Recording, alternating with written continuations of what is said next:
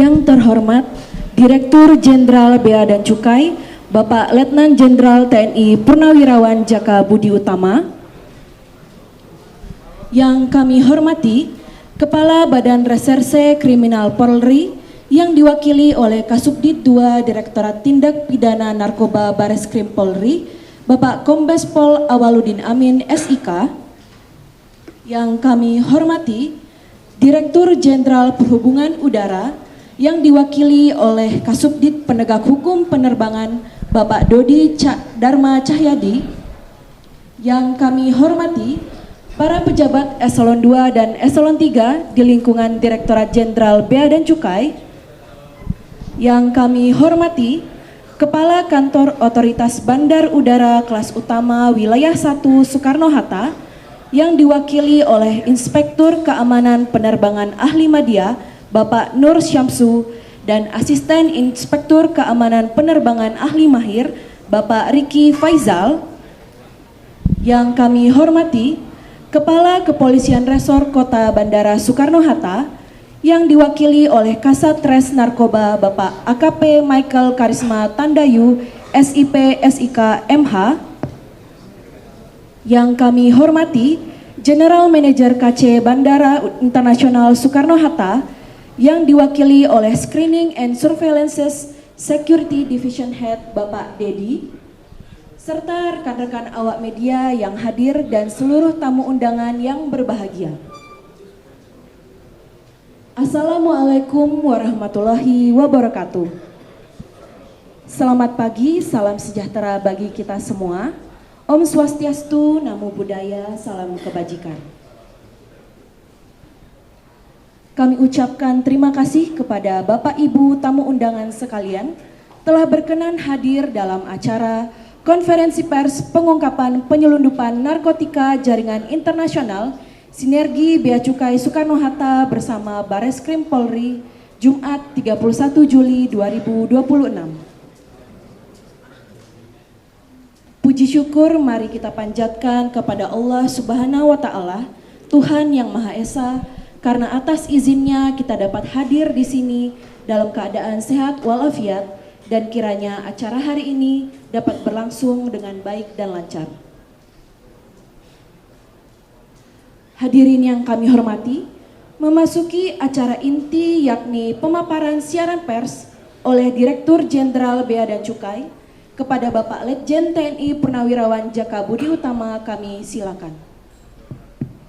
Assalamualaikum warahmatullahi wabarakatuh. Selamat pagi, salam sejahtera untuk kita semua. Yang saya hormati Kepala Badan Reserse Kriminal Polri yang diwakili oleh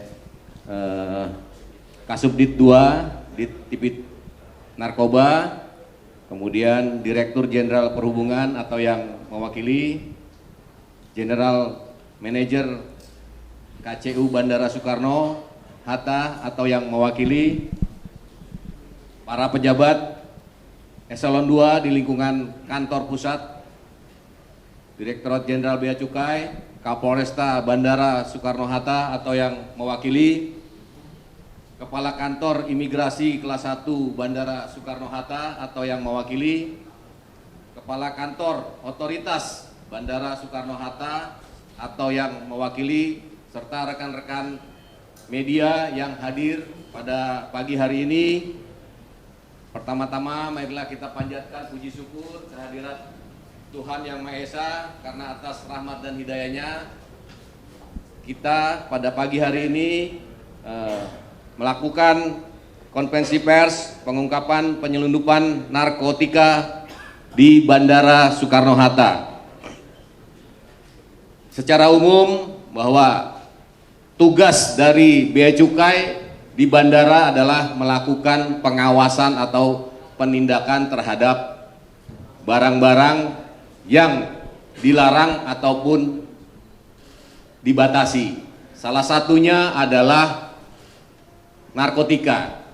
Beberapa waktu yang lalu Bandara Soekarno-Hatta berhasil melakukan pencegahan atau pengawasan terhadap upaya penyelundupan narkotika jenis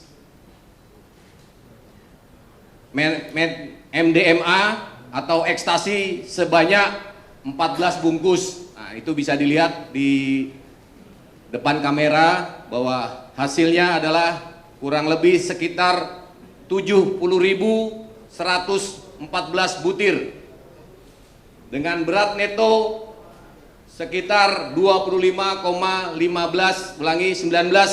kg dan 4 gram bruto methamphetamine atau sabu-sabu.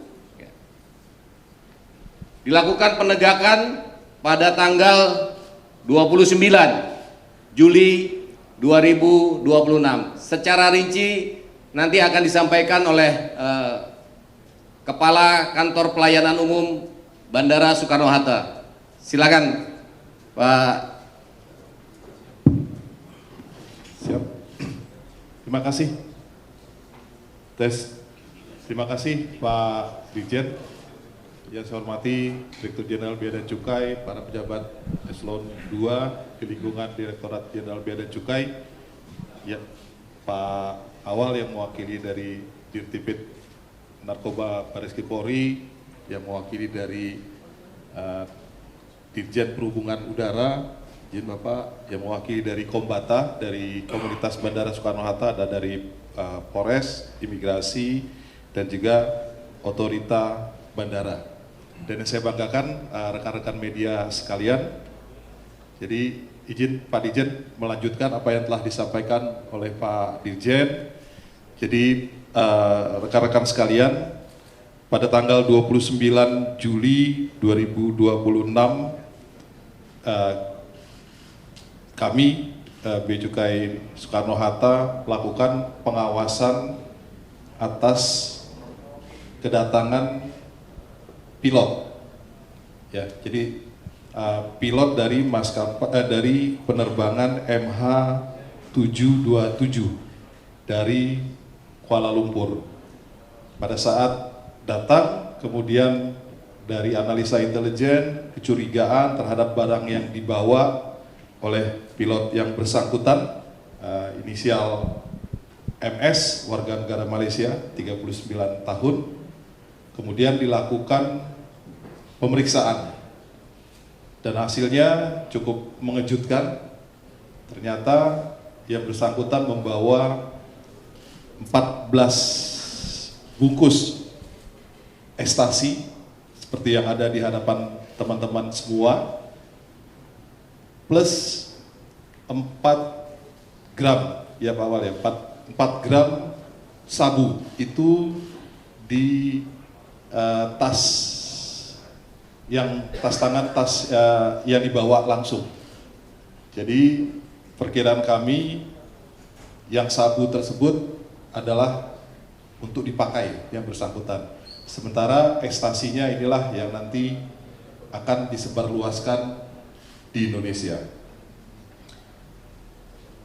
Setelah mendapatkan temuan tersebut, kami melakukan koordinasi dengan Dirtipid Narkoba Bareskrim untuk dilakukan pengembangan.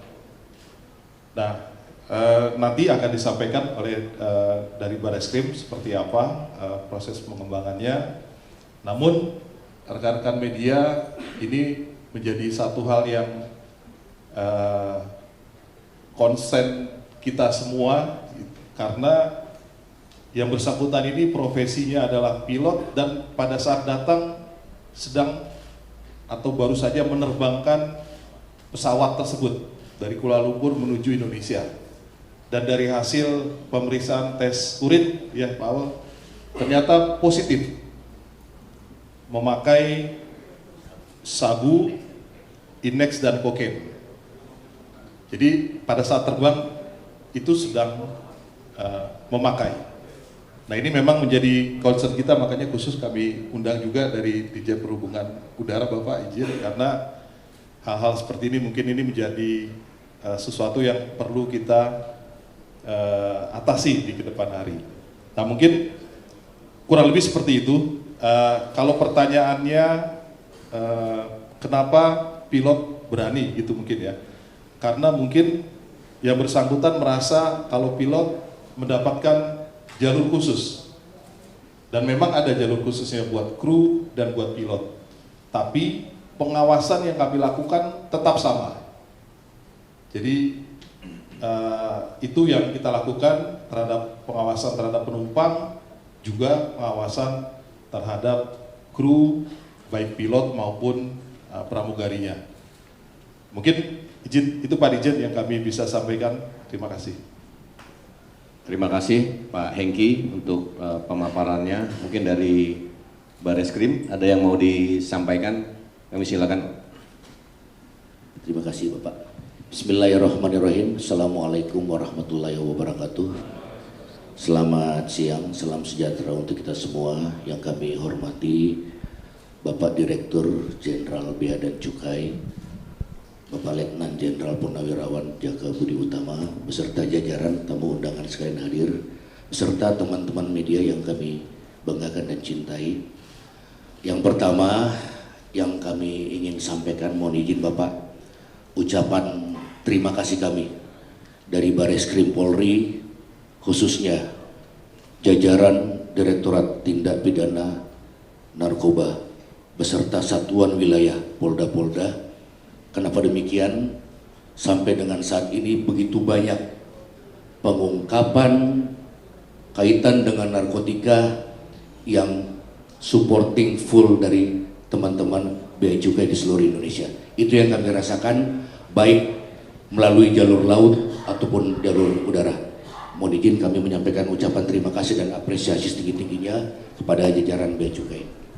Yang kedua, terkait dengan kasus yang kita kerjakan kemarin bersama-sama. Alhamdulillah ini merupakan salah satu modus yang sangat menarik dan memang menjadi tantangan untuk kami untuk bisa memetakan jaringan transportir udara yang ada di Indonesia.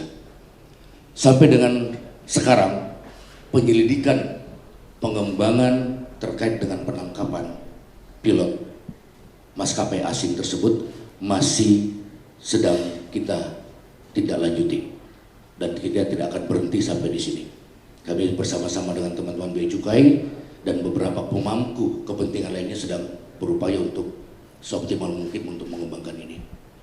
Terkait dengan penyidikan, mohon izin kami laporkan, kami sudah melakukan gelar perkara kemarin, di mana jelas berdasarkan hasil pengecekan laboratorium forensik sementara 14 bungkus pil dengan berbagai label. Di sini ada beberapa label, ada Louis Vuitton, ada Rolls Royce, ada Tesca dan macam-macam. Itu jelas mengandung positif MDMA. Dan satu bungkus kecil juga mengandung positif metamfetamin. Yang kedua, jelas terbukti bahwa tersangka melakukan tindak pidana narkotika. Untuk itu kepada saudara MSO kita tetapkan menjadi tersangka. Jadi demikian teman-teman untuk penyelidikan lebih lanjut. Kami mohon doa kepada seluruh teman-teman semua, khususnya seluruh masyarakat Indonesia, mudah-mudahan kekompakan dan kesulitan kami selama ini dalam bersinergi, berkolaborasi untuk memberantas narkotika, mudah-mudahan insya Allah bisa mencapai hasil yang positif. Memerangi narkoba merupakan napas kami untuk anak negeri merah putih. Sekian. Wassalamualaikum warahmatullahi wabarakatuh. Terima kasih yang mewakili Bareskrim Polri, kemudian dari Direktorat Jenderal Perhubungan Udara, Pak, mungkin ada yang mau disampaikan, Pak. Bismillahirrahmanirrahim. Assalamualaikum warahmatullahi wabarakatuh. Terima kasih Pak Dirjen, yang kami hormati Pak Dirjen Bea Cukai, Pak, dan seluruh stakeholder di wilayah Soekarno-Hatta. Mohon izin, saya Dodi Dharma Cahyadi selaku Kasubdit Penegakan Hukum Penerbangan, yang mana mohon izin Pak Dirjen Udara, Pak, ada kegiatan, jadi sampaikan salam ke Bapak. Pertama-tama saya ucapkan terima kasih Pak atas nama UCC, Pak Dirjen mengucapkan terima kasih Pak dan mengucapkan apresiasi yang setinggi-tingginya terkait dengan atas pegagalan Pak, penyudupan 26 kg ekstasi dan kurang lebih itu membawa 70.000 ya Pak, 114 butir narkoba oleh pilot asing, yang mana ini maskapai luar Pak, MH Malaysia Pak ya. Jadi kami di sini nanti akan koordinasi dengan Kementerian Perhubungan Malaysia Pak terkait dengan hal ini, karena ini membawa penumpang Bapak Ibu sekalian, karena hal ini membawa penumpang sangat membahayakan operasional penerbangan. Ini yang tadi disampaikan Bapak Pak Eki ya, itu sudah pakai Pak ya, positif pakai, dan narkoba tersebut ya kalau misalnya orang Indonesia untungnya Pak tidak ada apa-apa. Ini masih untung kalau Indonesia istilahnya. Tapi ini terima kasih Pak, ini proses hukum dari segala macam berjalan dengan sesuai dengan aturan. Kami nanti akan koordinasi dengan Kementerian Perhubungan Malaysia dan kita akan terkait dengan kejadian ini nanti seperti apa kayak gitu Pak. Ini karena kan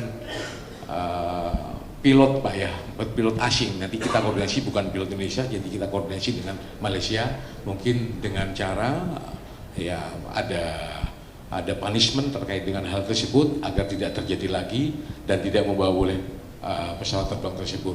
Atas nama pribadi dan dari Kementerian Perhubungan, saya ucapkan terima kasih kepada Bapak Ibu sekalian yang mana sudah berkoordinasi dengan baik Pak, istilahnya kan itu, dan mudah-mudahan kedepannya konsen kita memang di sini untuk menjamin keamanan keselamatan penerbangan ini yang mutlak dilakukan oleh Kementerian Perhubungan. Terima kasih kepada Pak Dirjen Bea Cukai dan dari Bareskrim atas kolaborasi yang baik. Terima kasih. Assalamualaikum warahmatullahi wabarakatuh. Terima kasih Pak dari Direktur Jenderal Perhubungan.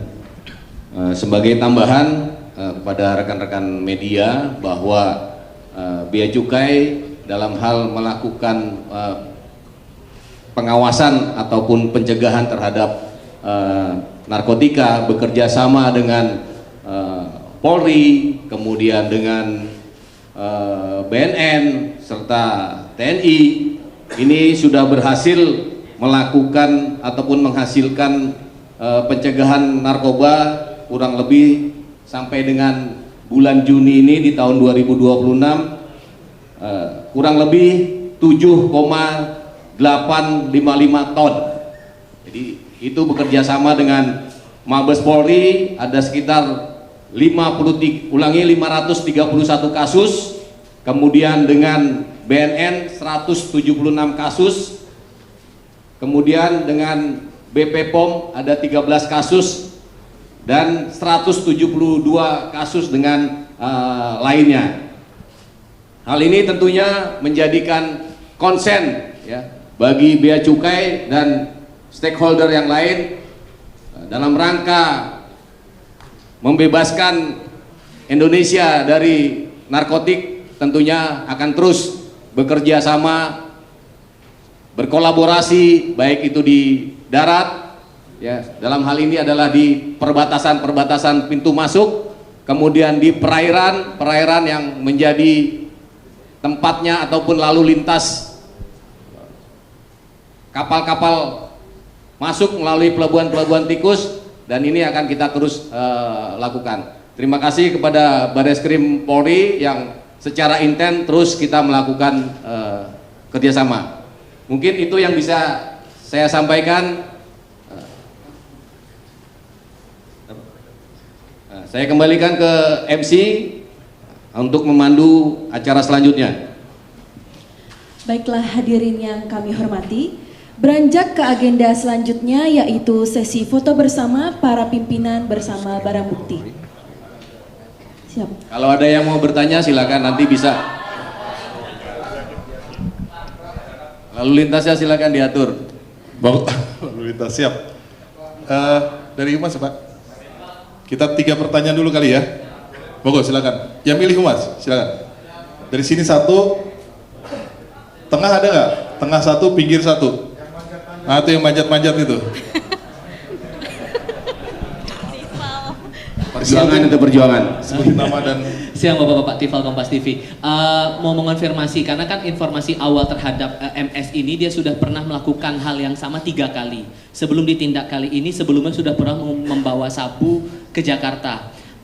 Apakah dalam upaya tersangka ini sebelumnya sudah pernah ditindak juga atau ini akumulasi makanya kemudian baru ditindak saat ini? Lalu kemudian hanya memastikan saja koordinasi dengan otoritas Malaysia akan bagaimana untuk tindak lanjut karena ini pidananya ancamannya pidana mati, akan bagaimana kemudian tindakannya Pak? Terima kasih.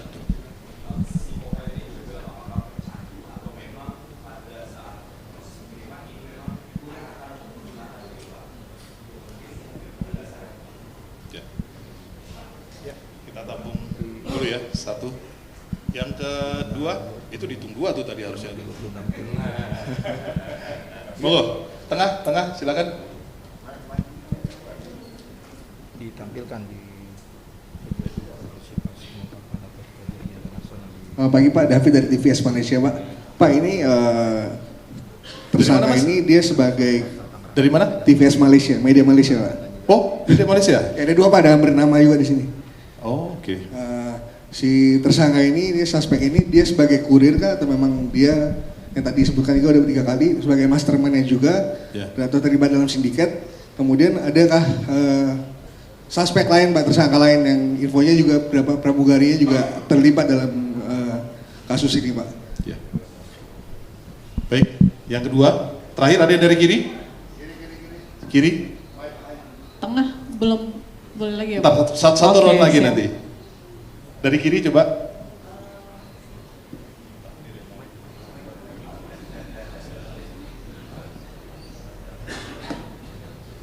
Ya, selamat pagi Pak, saya Rama dari Wartawan Harian Kompas. Ingin bertanya dari awal dia bisa masuk ke dalam, apakah memang tadi dikatakan oleh teman sebelumnya sudah ada indikasi 3 kali ya Pak ya. Dalam proses pilot datang ke Indonesia, datang ke bandara, bagaimana mekanisme pemeriksaannya Pak? Sehingga barang sebanyak ini dengan beraninya dia bawa ke Indonesia begitu. Apakah memang setiap tadi sudah disebutkan dengan Bapak sih memang tidak ada perbedaan ya. Walaupun pilot pasti tetap ada pemeriksaan khusus. Bisa dijelaskan secara kronologinya ya Pak ya. Dia turun dari pesawat kemudian bagaimana terus diperiksanya seperti apa, diselipkannya di mana Pak? Apakah memang di koper atau ada di barang-barang yang lain sehingga dia merasa bahwa saya aman untuk bisa membawa ini ke Indonesia. Itu yang pertama. Yang kedua, berapa penumpang yang dibawa oleh pesawat ini Pak? Kan katanya dalam kondisi sabu ya, dalam kondisi dia memakai sabu. Itu kan berarti sangat membahayakan. Itu ada berapa penumpang yang dibawa oleh si tersangka ini Pak? Terus yang ketiga, dari kepolisian mungkin, apakah memang si MS ini sudah terhubung dengan jaringan-jaringan sindikat internasional? Karena kalau dia sampai bawa barang sebanyak ini kan nggak mungkin dia hanya individu ya, saya hubungan antara individu dengan individu. Karena kan jaringan dari Malaysia juga banyak juga. Bisa dijelaskan Pak, terima kasih. Baik, terima kasih untuk pertanyaannya. Mungkin dari Barreskrim Polri dulu yang bisa menjawab Pak, silakan. Terima kasih Bapak. Jadi teman-teman, saya akan merangkum 3 pertanyaan tadi dari Kompas, dari teman-teman media Malaysia sama yang baju biru tadi dari mana? Maaf. Dari Kompas, dua-duanya Kompas. Baik, yang pertama terkait dengan tersangka MSO. Fakta cek urinnya yang bersangkutan itu hasil urinnya mengandung 3 zat. Yang pertama MDMA, yang kedua adalah metamfetamin, yang ketiga adalah kokain. Itu jelas. Itu dari Dokes yang melakukan pemeriksaan cek urin. Itu yang pertama. Yang kedua, apakah yang bersangkutan ada indikasi terlibat dalam jaringan internasional? Dugaannya iya. Itu dugaannya. Karena dari hasil interogasi kami, dari hasil BAP kami terhadap tersangka disampaikan bahwa 3 kali yang bersangkutan membawa barang haram ini ke Indonesia. 2 kali di Jakarta, 1 kali di daerah lain. Dan itu tidak tertutup kemungkinan akan bertambah lagi.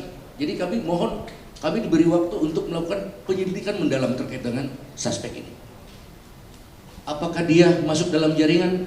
Dugaannya iya, dan merupakan jaringan internasional. Apakah dia pengedar? Jelas, dia pengedar. Kenapa? Kami persangkakan tersangka dengan pasal 113 ayat 2, Junto 114 ayat 2, Junto 132 ayat 1, subsider pasal 609 ayat 2. Berarti sangat berat apa yang dia lakukan, kegiatan tindak pidana narkotika yang dilakukan oleh tersangka untuk case ini. Terkait dengan yang lain-lainnya, ya kami mencoba terus tidak berhenti untuk melakukan penyelidikan dan menangkap jaringan ini untuk bisa menghapuskan jaringan internasional yang membawa barang haram ini masuk ke Indonesia. Demikian, terima kasih.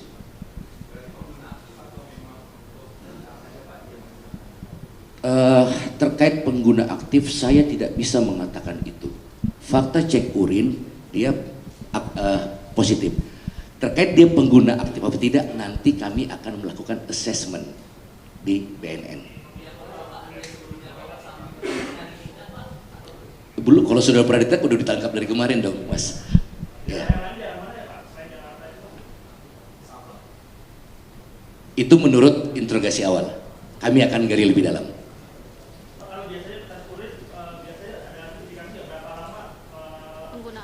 Mungkin saya jawab yang tadi dulu ya. Kita cut dulu ya, biar nggak berkembang.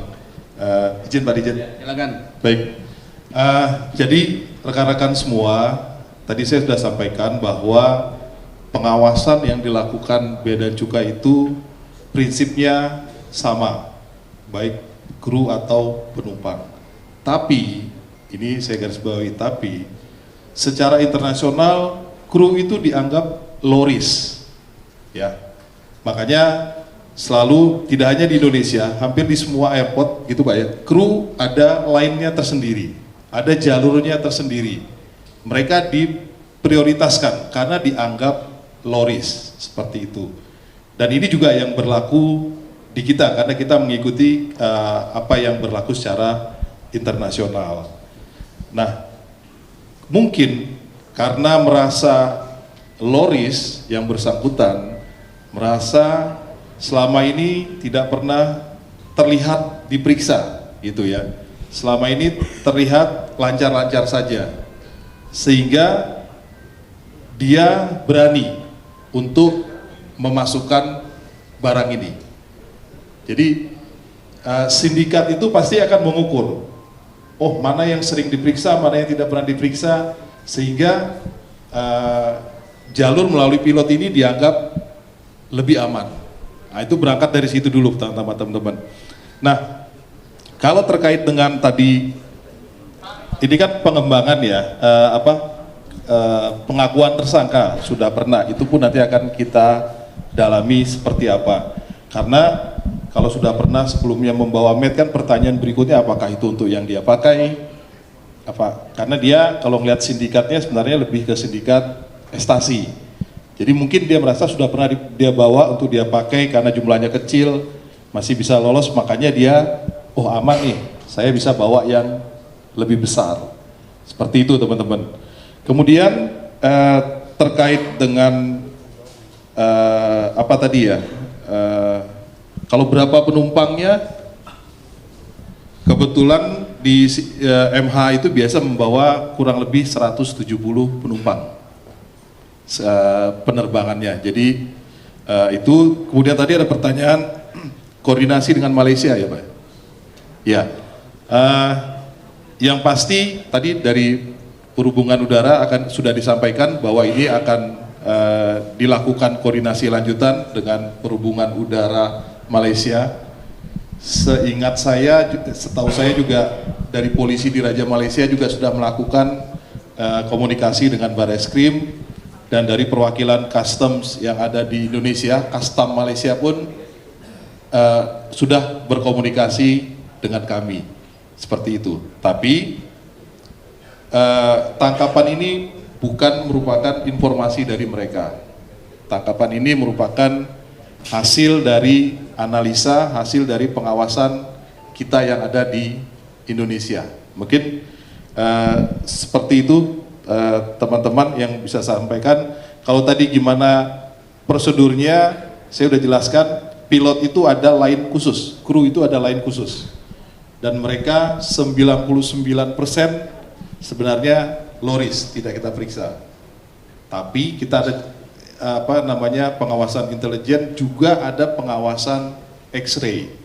Mungkin pilot ini lupa kalau kopernya juga di X-ray. Nah, pertanyaannya ditaruh di mana? Ditaruh di koper. Kopernya ada di sini ya Pak Awal ya? Nah, ada di depan teman-teman, itu ada koper dengan label kru. Nah, ini juga nanti bisa digali sebenarnya bagaimana pada saat juga keberangkatan dari KL, Kuala Lumpur. Itu harusnya semua yang naik pesawat di X-ray ya Pak. Ternyata lolos juga dari sana. Kalau di Indonesia ini mungkin dia merasa, dia pikir tidak di X-ray barangnya.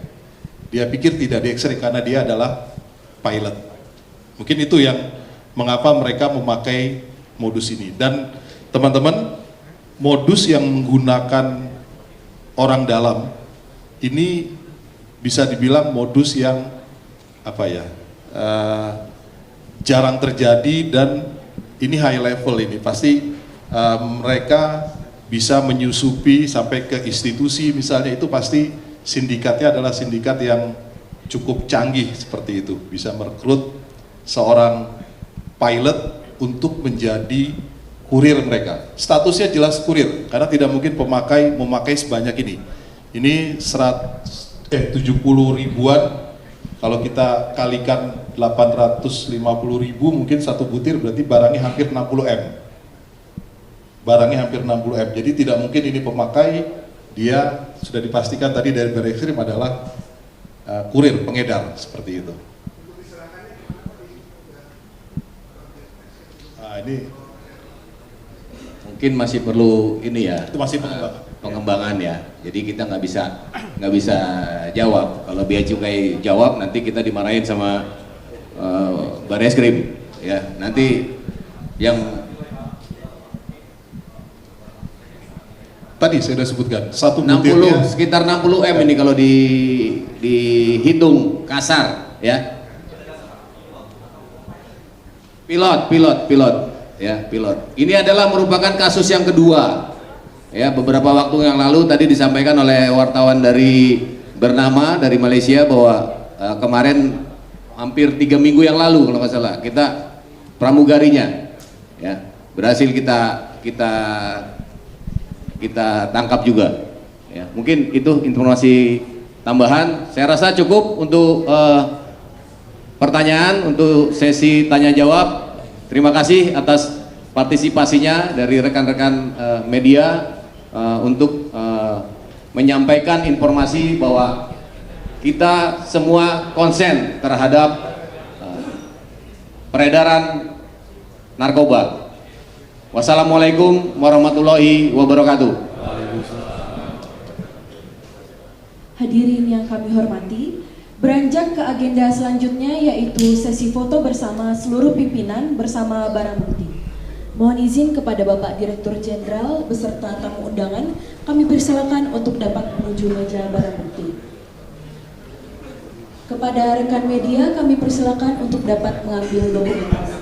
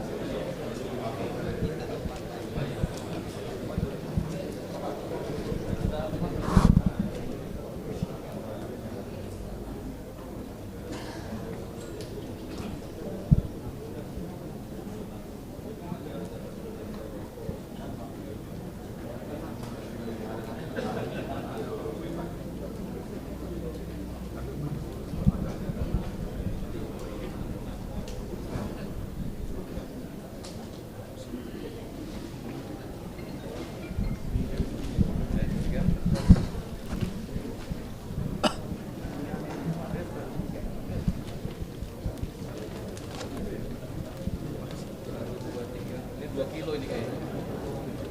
1,5 kilo.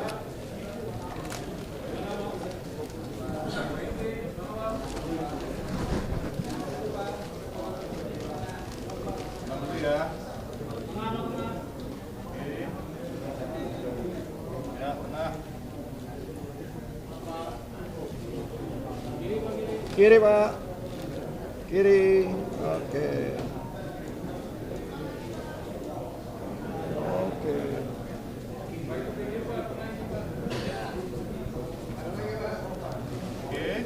Cukup ya? Ya. Oke, terima kasih. Seragam pilotnya ada di sini ya. Pak Jembrek, Pak Jembrek. Ya, Pak Jembrek, Pak. Pak tengah, Pak. Pak tengah.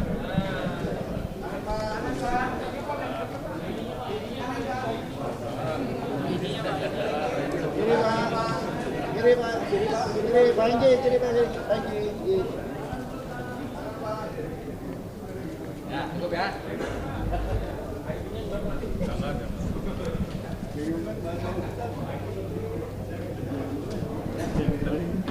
Terima kasih semua. Sama-sama. Kita mulai Bang.